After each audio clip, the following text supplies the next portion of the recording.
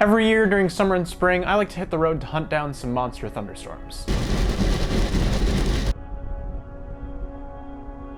And all of the footage that you see here on this channel is just a small piece of the storm chasing puzzle. And that's why in this video, I'm gonna break down every single piece of equipment that I use when I'm storm chasing. From my different cameras to all the tools I use to forecast, this is all of my storm chasing gear.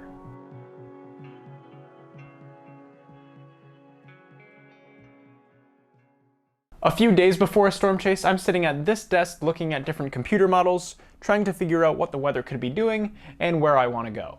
I use 3 different websites when I'm looking at forecasting models. The first 2 are Pivotal Weather and the College of DuPage forecast models. Both sites are very easy to use and have loads of different models you can go through. Another important site I use is the Earl Barker NAM viewer on Skip Talbot's website. This site only uses the North American Mesoscale Forecast System, or the NAM, but it has some very useful parameters and it's very simple and easy to use. Every few hours, I'll check back on these sites and go through all the different models and parameters to pick a broad area where I think storms look likely. On the day of a chase, there are a few more important tools I use to help me narrow down my forecast. And the most important one for me is the Storm Prediction Center's Mesoscale analysis. It has a ton of different parameters that can be used to figure out what areas to target, the strength of storms, and what type of environment a storm is moving into. Being able to see the storms is also key, which is why I need satellite images and radar. For satellite images, I use 2 different tools. The first one is the College of DuPage's GOES-16 viewer. It's super useful if you need to check satellite images on the fly, and it has all these helpful overlays that can help see the type of environment storms are developing in. If I'm on the road, I use this website called SatSquatch. Of course, radar is also very important. The radar software I have on my computer is GR Level 2 Analyst. GR Level 2 lets me completely break apart a storm and even estimate tornado intensity in some cases. But I just don't find it all that practical to have a computer out while I'm storm chasing, which is where my phone comes in. While I'm out on the road, I use Radar Scope and Radar Omega. Both apps are very simple to use, which is crucial. The simplicity helps me keep my setup small while still having all the information I need while I'm out on the road. However, all this forecasting is only one half of the storm chasing puzzle. There's also the challenge of getting in front of the storm and actually filming it, which is where this vehicle and all the gear inside of it comes into play. Every chaser needs a reliable vehicle, and you can't go wrong with a Toyota. I chased in this hand-me-down 2003 4Runner, and it's worked perfectly.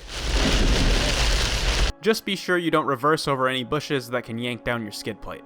Inside the vehicle is where all the photography, videography, and meteorological magic come together. Up on the dash is where my phone sits, and this will either have Google Maps or radar open on it. Also up front, there are 2 cameras that run almost continuously during a storm chase. First up, we have this GoPro Hero 7. This little camera is mounted on a rotating mount, so I can film what's happening inside the car, or it can be used for extreme wide-angle views of a storm. I also like to use the GoPro's high frame rate to shoot up-close videos of lightning in slow motion. The next camera is the Sony FDR AX700 mounted on this tripod.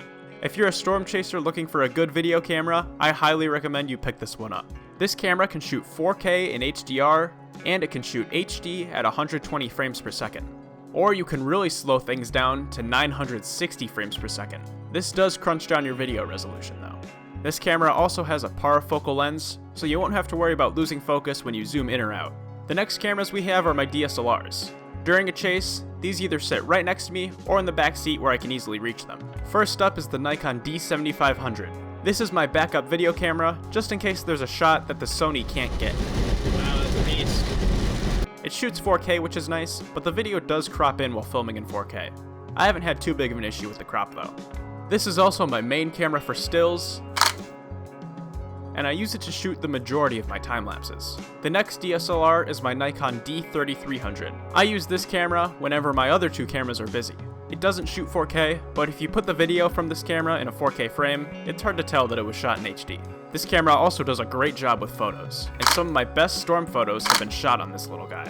My final camera is something I picked up pretty recently. This is the Mamiya RB67. This is a medium format film camera that uses 120 film, and it takes 6x7 sized exposures. This camera gets 10 photos off of each roll of film. I have a 50mm lens on this camera so it can get some nice wide angle photos, and the goal is to hopefully get this in front of a nice photogenic thunderstorm so we can get some beautiful storm photos on medium format. And finally, on the back seats we have some tripods. and Doug.